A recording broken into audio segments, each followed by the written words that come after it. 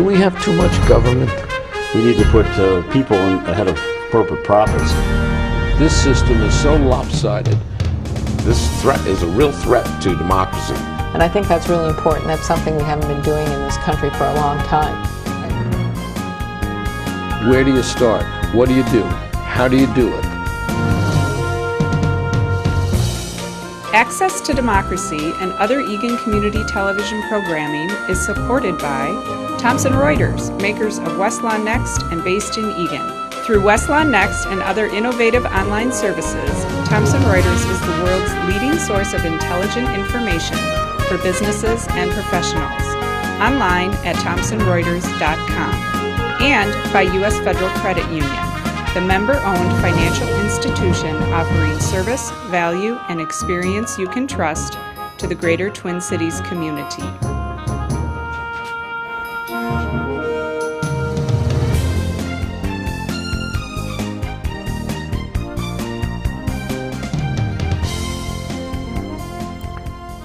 Access to Democracy returns, and a guest returns. Always happy when a guest returns, because that means we must have done something right the first time. But Judge Edward Lynch is the Chief Judge of the First District Court. And I just learned that there are 36 judges in the First District Court. Judge Lynch's history is really interesting because Governor Perpich appointed him to the court in 1989, and he found that he liked it. So he's been re-elected 4 times, and he is now, since 2009, the Chief Judge of the First District Court. And I know that that carries with it a lot of administrative as well as other awesome obligations. So welcome back. I'm glad you took the time to be with us. Well, thank you, Ellen. Thank you for inviting me back again. And we were just talking before we went on air about some innovations that are being implemented in your court that are going to make court not only more efficient, but really easier for the people. So let's talk to that. Well, it's not just in my court. As a matter of fact, the state of Minnesota is attempting to become the first state that converts to its files to electronic files. There are some counties in other states. The federal court system has electronic files, but Minnesota is embarking on an ambitious initiative to convert all of its court files into electronic files. And as you know, Ellen, as a practicing attorney for a while, litigation generates a lot of paper. And if it's all brought into the court, we have to maintain it for a certain period of time. So storage of this paper is a considerable task. But more importantly, if we can convert our records to electronic records, we can provide access to those records to the public, to attorneys, to other justice system partners electronically, so they can, from their computers, look at records that they would have access to rather than coming down to the court. So, and from the court's perspective, we will be able to save the work of the mundane task of entering this information into our computer system, and from actually physically filing the papers into a file, putting the file back into storage, retrieving the file when somebody wants it. For instance, I mentioned to you that yesterday I was in Sibley County, one of the counties in our district, out in the western edge of our district, and I was able from my computer in Hastings to look at the files in Sibley County that I was going to be hearing the day before. So when I got to Gaylord in Sibley County, I was familiar with the files, I'd already read them, and I could do a better job then of hearing the case, understanding the issues, and making better decisions. So it's really going to be a benefit for the court, for the public, for the attorneys, and other justice system partners. So we're excited about it. So you're still hearing cases with all this administrative work and all that you do? Yes. There are some larger districts, Hennepin and I believe Ramsey, where their chief judge has a reduced calendar. My reduced calendar comes primarily from when I have to be at meetings, people will cover cases and so forth. But other than that, I try to maintain a full caseload. And yet you're short judges. You really need more judges in the court. I know that they need more public defenders in the courts. The system works under a lot of financial constraints. And people don't seem to recognize that as the third arm of really the system that we live under, there are three branches: legislative, the executive, and the judicial, which in many respects sometimes is more important. Well, certainly volume is a big factor in the justice system. For instance, in the 1st District, which is 7 counties in kind of the southwestern metro area surrounding the Twin Cities, there are on average about 145,000 cases filed each year. In Dakota County, there's about 80,000 cases filed each year. And next to a medical emergency, when people come to court with something, it probably is one of the most important things in their lives. It might be a criminal case where the freedom's at stake. It might be a domestic case where their family's at stake. It might be a civil case where their property's at stake. So it's very important issues that they come to the court to help resolve. And so when you look at the volume and you look at the importance of those issues, it's critical that there's a organization, that there's a forum for them to help resolve this in a fair, timely manner. And that's what we try to do. But the volume, as you indicated, sometimes results in the whole process compressing the time that's available for these people to explain what they want, what they need, and why they need it. And I don't know that we'll ever be able to give everyone as much time as they would like, but I think we can do a better job of creating an atmosphere where they feel that they have been heard, and because if they feel they've been heard, they'll be more satisfied with the decision, even if it goes against them. Sometimes we forget the importance of the judicial branch and how important it is to us, the result of which I know I've had Chief Judge Magnuson and Gildea in here talking about they need more funds, they need more resources, and I know that you suffer from the same thing. You're short judges, you're probably short personnel. We mentioned public defenders who are really overworked. Legal aid is another one that's really overworked. And to be able to do justice for people, no matter what it is, we need really to support the system. You're right. I mean, we understand that any entity that's funded through the public is suffering from the economic situation. In the last few years, the last few sessions of the legislature, and the court, incidentally, is primarily funded through the legislature. The building that we occupy, the courthouse itself, is supplied by the county, but the court staff, the judges, the technology is all funded through the legislature. The annual budget for the courts is about $275 million. The annual budget for the 1st District courts is about $25 million. We do studies with judges and with court staff to find out how much time it takes to do certain tasks. And then we convert that information into determining how much staff we need. So as you indicated, we have in the 1st District 36 judges. This weighted caseload study that we use indicates that because of the number of cases that we have, the types of cases that we have, we should have 39 judges to do the work that we have.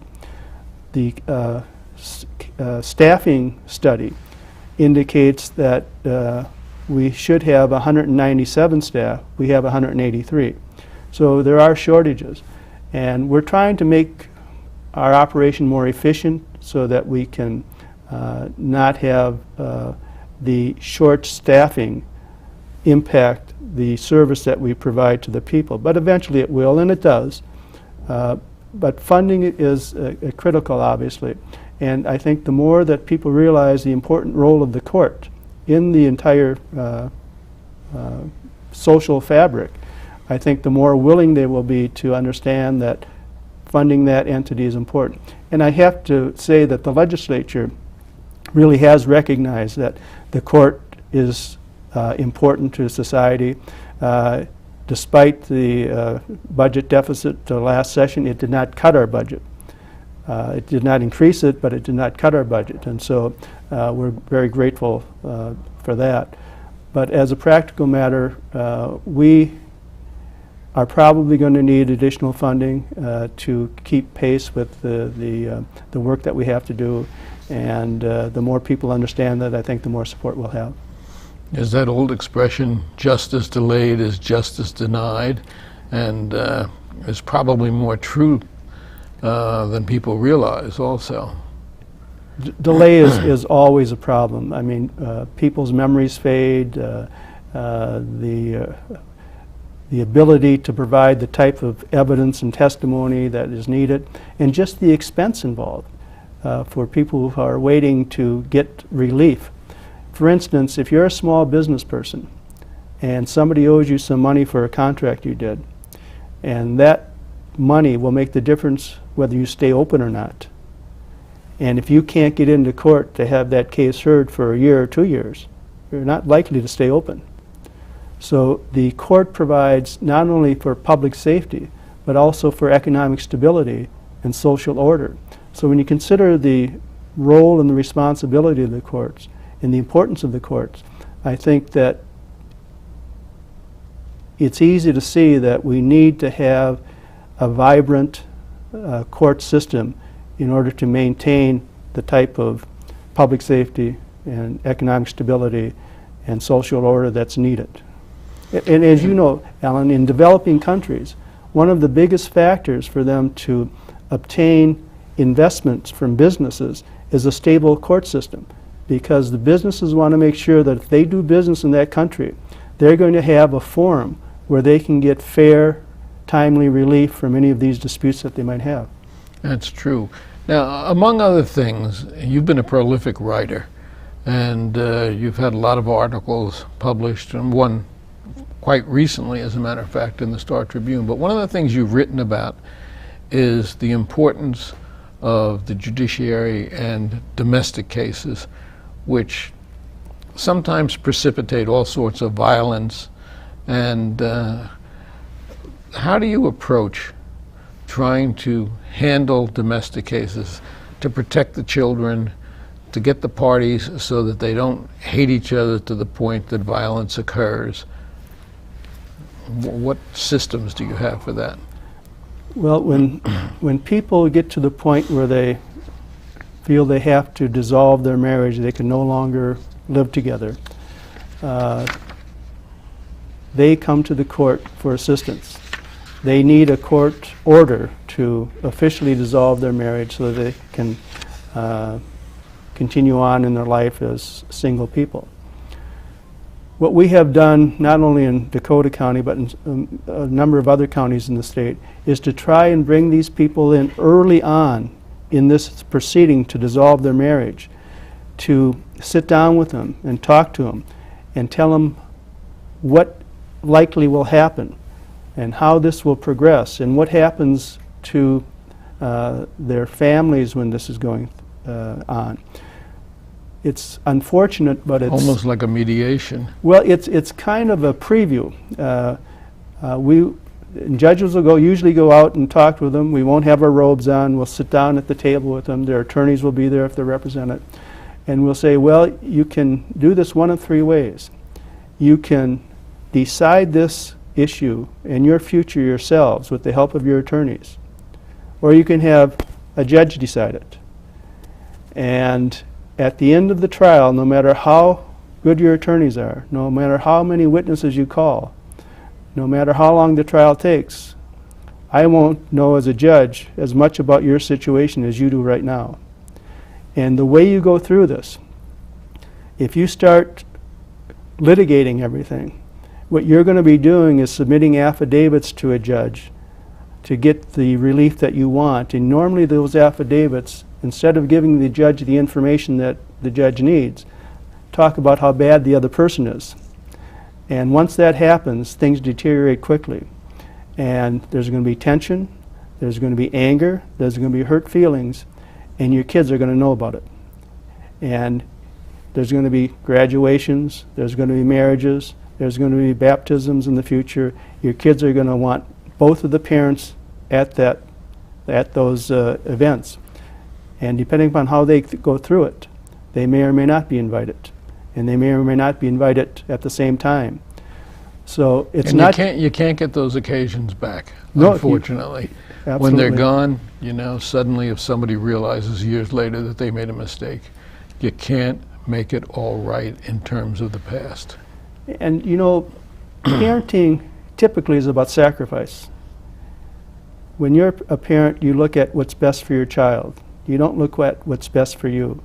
So when you're going through a dissolution, that same framework should control. You should look at what's best for the child. Now, you may not like the fact that the child would rather be at mom's parents for Christmas than your parents for Christmas after the dissolution. But if that's been the history of the family before the dissolution or the divorce, that should continue to be the history afterwards. And you shouldn't try and change that just because you want it that way. So if people would kind of concentrate more on that aspect of custody particularly, because that can be so devastating to a family. If they can look at what's in the best interest of the children, they won't need a judge to decide it because they can come up with that decision themselves. And it may involve sacrifice from what they would like, but it would be best for the kids. Another thing that's really troublesome to me, and I cut a case out of the paper here, man charged with taking hostages in a bank bomb hoax. Well, this gentleman had a restraining order against him. There were orders of protection. Somehow or other, those things are sometimes meaningless because people get into such an agitated state of mind that they ignore them and or are prone to do violence, especially in this economic system that we're in right now. Is there any way to make an order of protection have more teeth, or a restraining order have more teeth to it, so that you don't have innocent hostages being taken when a man says, I have a bomb, and he didn't? I don't know that there's any way that you can guarantee anybody's safety. And particularly when you're dealing with people who are distraught, sometimes they have mental illness issues. And a paper from a judge saying that you shouldn't do something, that you can't do something, will not stop someone who is intent on doing something. Even the President of the United States, with all the security that he has, is at risk. If they can assassinate the Prime Minister of Israel, they can probably assassinate almost anyone. You can't guarantee anybody's safety. What these orders do, I think, is it provides an opportunity for intervention earlier than you might otherwise have. Because if someone has an order for protection, and if they see the person who is restrained from being near them, anywhere near them, they can call the police and get an immediate police response. They wouldn't be able to do that without the court order. So it does serve a purpose. It can't guarantee safety, and I try to remind anyone that I give an order for protection to that it's a piece of paper. It may help you, but your best defense is to call 911 and to just stay away from any possibilities of encountering that person. Yeah, that's been something that's been troublesome for decades now. We've also had a situation recently where the crime lab has come under all sorts of scrutiny, being accused of not maintaining scientific samples appropriately. And it's been in the papers almost every day for several weeks now. Where does that leave the court? Where does that leave the judges? Well, I can't talk about the specifics of that case because it's a pending case and it's actually pending in Dakota County. let me back up a little bit and talk about another case. You'll probably recall that there was a lot of controversy about the breath machine that's used in arrest for people with drinking and driving. Well, that case was first challenged in Dakota County as well. And what the state did was to consolidate all of these cases to be heard by a judge in Dakota County, Judge Abrams, who made a decision based upon the evidence that was presented, whether the state could establish that the tests that this machine produced were accurate and reliable. That's a similar process that's going on with respect to the St. Paul Police Lab right now. Different issues, but it's a similar process insofar as the court is hearing evidence from the various parties involved to determine whether the tests that were produced by this lab are accurate and reliable. And I think what we have to look at there is that there is a process for this issue to be resolved so that the due process rights of the people that are being accused are protected. And so, do problems exist? They probably exist almost anywhere, but they may not have the impact where it would violate somebody's due process. And that's going to be a decision that a judge will make, subject to an appeal. And I think it really speaks well of how the justice system as a whole, and the criminal justice system in particular, resolves these issues.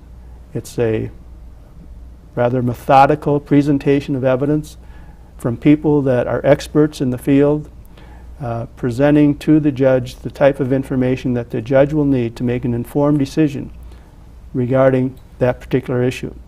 And that's the process for most litigation.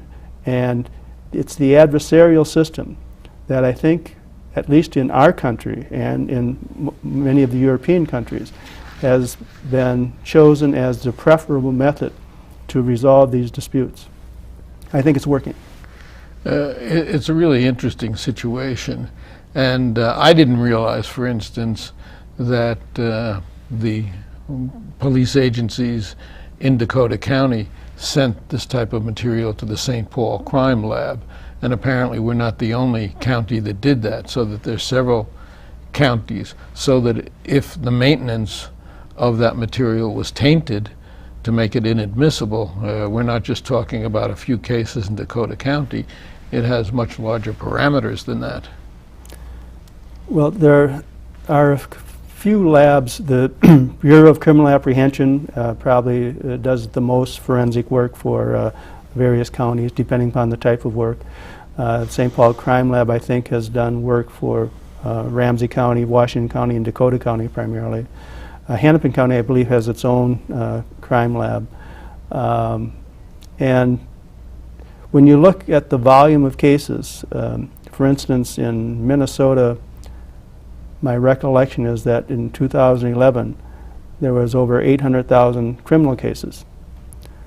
And not all of those... Which is incredible in a state of 5 million or 5 million plus people. It's staggering.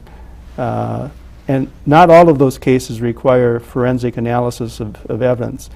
Some of those cases include theft cases where you usually don't have that type of thing. But there are a lot of cases, and this goes back to the volume. So what do you do with all of these matters? Now, Dakota County does not have its own lab, so it has to find a place to have this evidence analyzed. And they have used the Bureau of Criminal Apprehension, they have used the St. Paul Crime Lab, and so we're going to see now through this proceeding whether there's any problem with that, and if so, and I think already they have decided to send now work to the Bureau of Criminal Apprehension instead of the St. Paul Crime Lab because of these issues that have been raised. And again, that seems to be evidence of how this system works, not how it is dysfunctional. I think it works, and I think that that's evidence of it because when the problem was identified, changes were made to address the problem, and whether it can be, whether it's too late or not to address what's happening in those specific cases is something that the judge will decide eventually. But the important thing is that changes have been made, and to restore the confidence that everyone should have in the evidence that's presented. Now, I see that actually we haven't gotten to two-thirds of what I wanted to talk about, and time is running short already. One of the big problems in the courts now is the number of people who don't speak English as a native language and having to bring interpreters in. And I've seen it in the courts where people line up for their interpreters. Generally, I see it when I'm there to pay a speeding ticket, but that's another story. In any event, talk to that while we still have a couple of minutes left. Well, Minnesota and the United States has become much more diverse, as you know. We have many people that speak foreign languages as their first language, and who are not really comfortable speaking English, and who may get by in the community. But as I have indicated before, I took 2 years of Spanish at a community college, and I might be comfortable ordering a cerveza in Cancun, but I wouldn't want to have my freedom at stake in a Mexico City courtroom using my Spanish. And that's the same thing with people that we have in our community. And we have... I know Baño. That if gets me out of trouble. You need the other but we have a Spanish-speaking interpreter that is under contract with Dakota County because he's needed so frequently. Other times we can use certified, and Minnesota was one of the first states to certify interpreters so that we knew that they were delivering quality services, to make sure that they were interpreting correctly so that the person actually understood what was going on. This goes a long way from when I first started as a judge, when there wasn't as many interpreters needed, and sometimes people would come in with friends or acquaintances that would try and interpret for them. But now we have certified interpreters. And of course, then you wouldn't know if the person was really conveying properly the questions and answers. And imagine you have a juvenile who's got a non-English speaking parent, and so the juvenile is interpreting for the parent, who should be knowing what's going on and could change it any way they wanted to. So yeah, it wasn't a satisfactory solution. So now we have taken great steps to get certified interpreters. We make them available. We have some times, if we need to, there's an ATT language line you may be familiar with. So in short emergency situations, we can get an interpreter to interpret for short hearings that way. We have been able to, in Hennepin County, use their interpreters in Carver County through ITV and the phone in certain hearings to save the travel much costs. more for us to talk about, and we've run out of time. Can you come back in a few months and Sure, pick this absolutely. up? Because it's really a learning experience and a pleasure. Judge Edward Lynch of the First District Court. Thank you so much. Thank you, Alan.